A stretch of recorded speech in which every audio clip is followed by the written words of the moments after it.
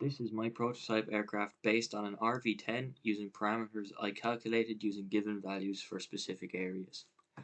Here we have a takeoff, slightly wonky at the beginning I might say, um, fully loaded at 2,500 pounds, using all 258 horsepower from my new engine, and 1,600 feet later down the runway we achieved takeoff. Now at cruise at 110 miles an hour, using only 193 horsepower at this stage, a range of roughly 4 hours can be achieved as we get a look at the gauges and a nice look at my new livery with the SETU logo.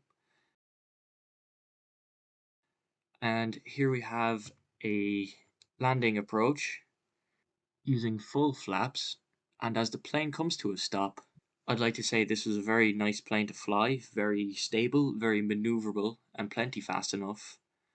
And this was a very fun project to work on. So yeah, that'll be it.